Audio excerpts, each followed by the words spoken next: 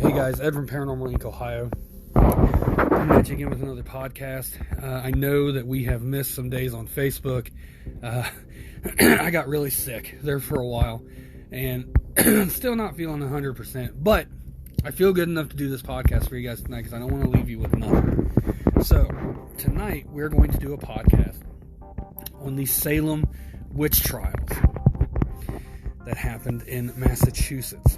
Now, we all know, we've heard the stories, and we've, read the literature and the research on the Salem Witch Trials. That it was a horrible time for a lot of people. Everybody and their brothers and mothers were witches. And it was horrible.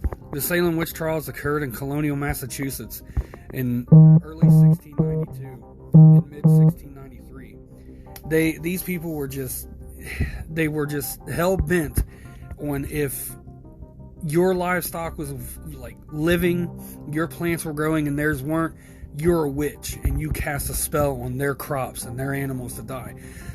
So they would say witch, and it would go to trial, and 99.999% of the time these people were killed. Over 200 people were accused of practicing witchcraft back then, the devil's magic, and 20 were executed. I mean, this was no joke. It was bad. They went after anybody and everybody, and it was such a crazy. It was almost like hysteria. I mean, you could say it was hysteria because everybody was they was going along with it. They was all about, well, she's doing this or he's doing. Even men were accused of being witches as well.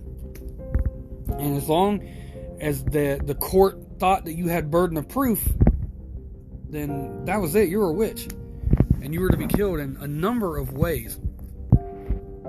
I know in 1711, colonial authorities pardoned some of the accused and compensated their families, but it was only in July of 2022 that Elizabeth Johnson Jr., the last convicted Salem witch, whose name had yet to be cleared, was officially cleared. It took them this many years to clear this person's name. 1711 to 2022, it took that long to clear this person's name of being a witch. Since the 17th century, the story of the trials have become, synonymous with paranoia and injustice fueled by xenophobia, religious extremism, and long brewing social tensions. It was just, these people had nothing else better to do than to blame everything on their neighbors and say that they was a witch. I mean, it didn't matter. They got mad at you, all of a sudden you was a witch. And by God, it was time for you to go. And the witch hunt still continues to this day. Over 300 years later, people are still accusing people of being witches, which some people are, they're in the Wicca, they're in the witchcraft. That's their thing. That's what they do. Thank God it's not like it was back then, because these women were horribly burned at the stake. They were crushed by giant boulders. They were taken to the top of the mountaintops, and they say, well, if we push you off and you fall, you die a Christian's death. If not, you be one of Satan's mistresses and fly away as a witch. And they did the same thing with drowning. They throw you in the water and they say, well, if you swim the shore, then you're a witch. I mean, but what if people knew how to swim? Well, just because you know how to swim, you're a witch?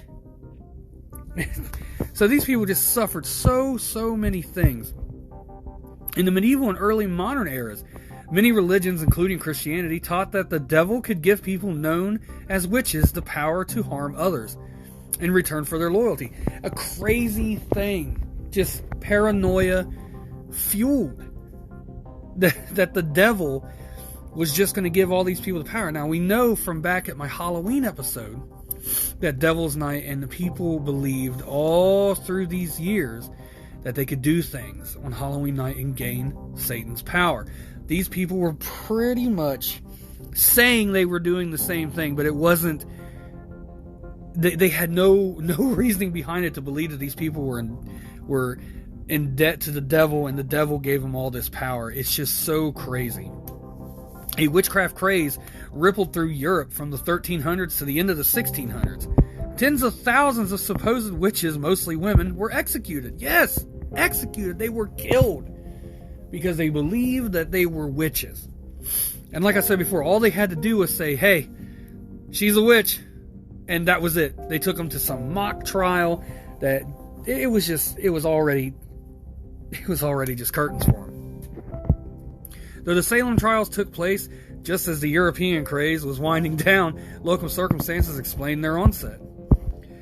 In 1689, English monarchs William and Mary started a war with France in the American colonies, known as King William's War.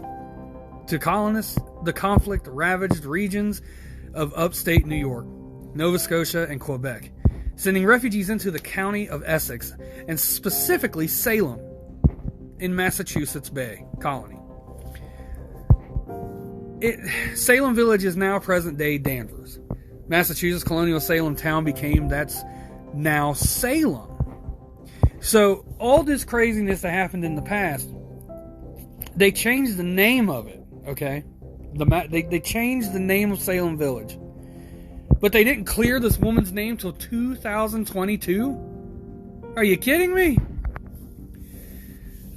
Anyways, the displaced people, they would run, and they were running from this. They would go to Salem, and they would just put a strain on Salem's resources, aggravating the existing rivalry between the families with ties to the wealth of the port of Salem and those who still depended on agriculture. Controversy also brewed over the Reverend Samuel Parris, who became Salem Village's first ordained minister in 1689, and quickly gained a reputation for his rigid ways and greedy nature. The Puritan villagers believed all the quarreling was the work of Satan, that the devil himself had come to this part of the world just to wreak havoc on these poor people. And what it sounded like to me was that they was getting kind of upset that these people were running from this war, and it was straining all their stuff, their agriculture, their, whatever they needed, and they had to blame it on somebody, so they put the blame on the devil and started pointing fingers at innocent people, and the innocent people were dying. In January 1692, Paris' daughter Elizabeth, or Betty, she's age 9, and niece Abigail Williams, age 11, started having fits. They screamed, they would throw things, they uttered peculiar sounds, and contorted themselves into strange positions, like they would turn around and move themselves like a pretzel. And then a local doctor blamed the supernatural. Another girl, 12-year-old Ann Putman Jr., experienced similar episodes, and on February 29th, under pressure from magistrates Jonathan Corwin and John Hawthorne, colonial officials who tried local cases, and the girls blamed 3 women for afflicting them. Tituba, a Caribbean woman, she's enslaved by Paris' family. Sarah Good, a homeless beggar, and Sarah Osborne, an elderly, impoverished woman. Oh my God. So yes, they were blaming anybody and everybody for these things that they saying they were witches. That they come to do the devil's work, and that they were just destroying things just out of pure Satan-fueled fury. So at that point on, the witch hunt begins. All 3 women were brought before the local magistrates and interrogated for several days. Starting on March 1st, 1692, Osborne claimed innocence, as did Good. But Tituba confessed. "The devil came to me and bid me serve him." She described elaborate images of black dogs, red cats, yellow birds, and a tall man with white hair who wanted her to sign his book. She admitted that she'd signed the book and claimed there were several other witches looking to destroy the Puritans. With the seeds of paranoia planted, a stream of accusations followed over the next few months. Charges against Martha Curry, a loyal member of the church in Salem Village. Yes, a loyal member of the church. Even these people were pointed out, and they just were witches. greatly concerned the community if she could be a witch. Then anyone could. Magistrates were even questioned. Good's 4-year-old daughter, Dorothy, whose timid answers were construed as a confession. The questioning got more serious in April, when the colony's deputy governor, Thomas Danforth, and his assistants attended the hearings. Dozens of people from Salem and other Massachusetts villages were brought in for questioning of being witches. On May 27, 1692, Governor William Phips ordered the establishment of a special court of oyer to hear and terminer to decide for Suffolk, Essex, and Middle Essex counties. The first accused which brought in front of the special court was Bridget Bishop, an older woman known for her gossipy habits and promiscuity. When asked if she committed witchcraft, Bishop responded, "I am as innocent as the child unborn." The defense must not have been convincing because she was found guilty, and on June 10th became the first person hanged on what was later called Gallows Hill. This woman, because she was gossipy and promiscuous, was a witch, and she was found guilty by her peers and was hanged for this. An innocent woman was hanged for no reason.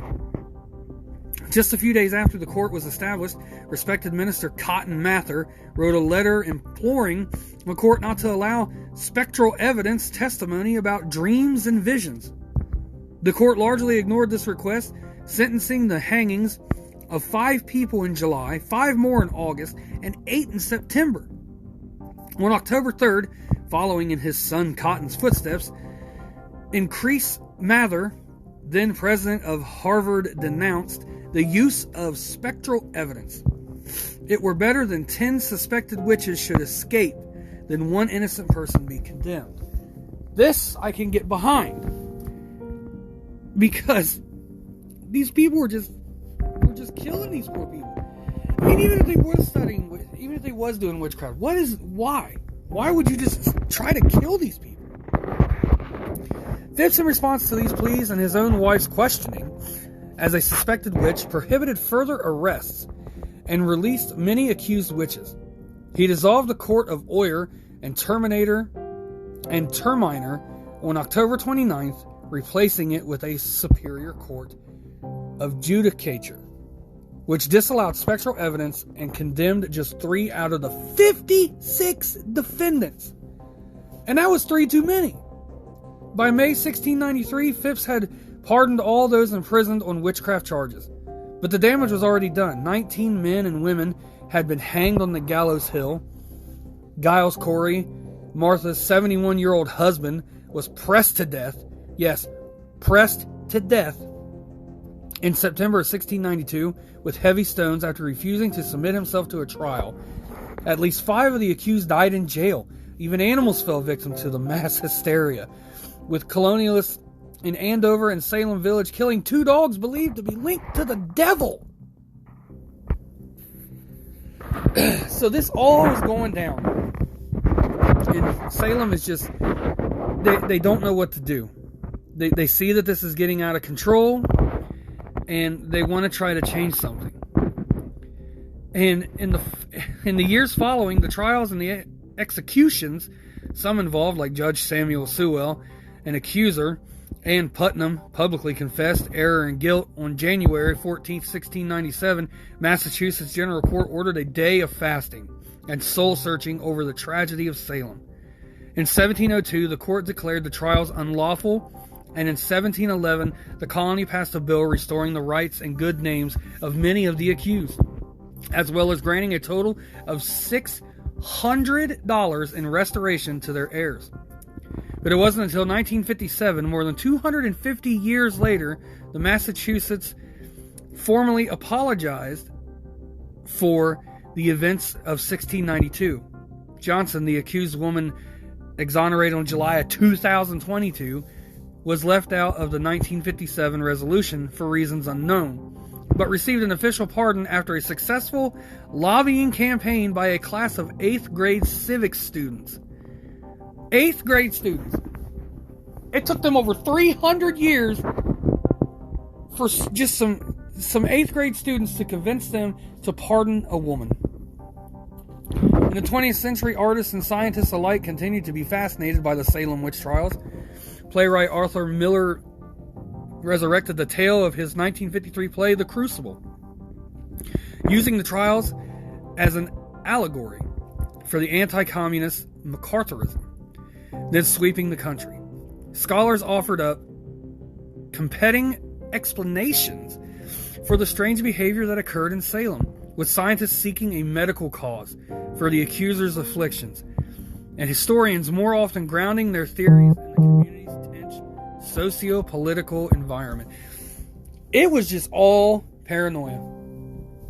To me, it sounded like these people were mad that these runaways were trying to get from the war, and they were coming into their colony, and they were using their stuff, so they got mad, and they just tripped a trip mine. And it just caused a domino effect downhill. They just started accusing people of being witches, and it just got so out of control, that it just went off the rails for a while. An early hypothesis now viewed as the fringe, especially in historical circles, according to Vox, posited that the accuser suffered from ergotism. I'm sorry, guys. When I pause there, I'm trying not to cough into the microphone. A condition caused by eating foods contaminated with the fungus ergot. Symptoms include muscle spasms, vomiting, delusions, and hallucinations. Other theories emphasize a combination of church politics, family feuds, and hysterical children, all of which unfolded in a vacuum of political authority. Ultimately, the causes of the witch hunt remain subject to much debate to this day. People, I'm telling you, it was just upset people. They was mad, and they started talking and making accusations, and already in scarce times, and it just went downhill. In August of 1992, to mark the 300th anniversary of the trials, Nobel laureate Elie Wiesel dedicated the Witch Trials Memorial in Salem. Also in Salem, the Peabody Essex Museum, which houses the original court documents, mounted an exhibition reckoning with reclaiming the tragedy. In late 2021 and early 2022, finally, the town's most visited attraction, the Salem Witch Museum, attests to the public's enduring enthrallment with the 17th century hysteria. So now, I mean, they're still looking down on it, which they should. I mean, these people were just going nuts for no reason, accusing these poor people of being witches and hunting them down, putting them through a trial, making their families watch this, their kids watch this, and just doing all sorts of horrible things to innocent people. Thank God some people came to their senses and put a stop to this. I think it's kind of crazy this poor woman had to wait till 2022 to have her name cleared of being a witch. I just don't get how people can act like that. It's just insanity. You look back at some of the things that happened in history over the paranormal. Now, to my part, the paranormal happenings that go on there. In the Salem Witch Trial Museum, where the documents are, there is a lot of shadows. There is a lot of voices. There is a lot of bangs in the building when nobody is there. They catch it on security feed. A lot of people that go inside become very ill. They become very sad or very emotional, hysteric. It's like they become overwhelmed with something that they don't understand. Around the whole village, they see things all throughout the night. They see people that they think are there but are not there. They see them standing there, then all of a sudden they're gone. They vanish. The courthouses that are there, that were there during the witch trials, they're very, very haunted. Same thing. Shadows, bad smells, just doom and gloom and darkness just overcomes you when you go inside there. You got to think, the witches were not the evil in this, if they were witches or if they were not witches. The evil was the people that were accusing these innocent people of being witches. And then if you think about it, they were murdering these people. And in their beliefs, thou shalt not kill, it just sounds like to me that they're working for the devil, killing these innocent people for no reason. Salem is a very big hot spot for the paranormal. There's other stories of werewolves being seen. There's other stories of UFOs being seen around there. You know, guys, I don't go into the whole UFO thing or the werewolf thing. I believe that there could be something like that, but I just don't. I'm more into the spirits, ghosts, demons, angel aspect of it all. Some of my colleagues go into the cryptozoology and all that other stuff that goes behind with it. You know, I back them 110%, and I will do anything and everything to help them. I would never, ever tell anybody that what they believe is wrong. Never would I ever do that. So that is tonight's podcast episode on the Salem Witch Trials. I hope you guys enjoyed it.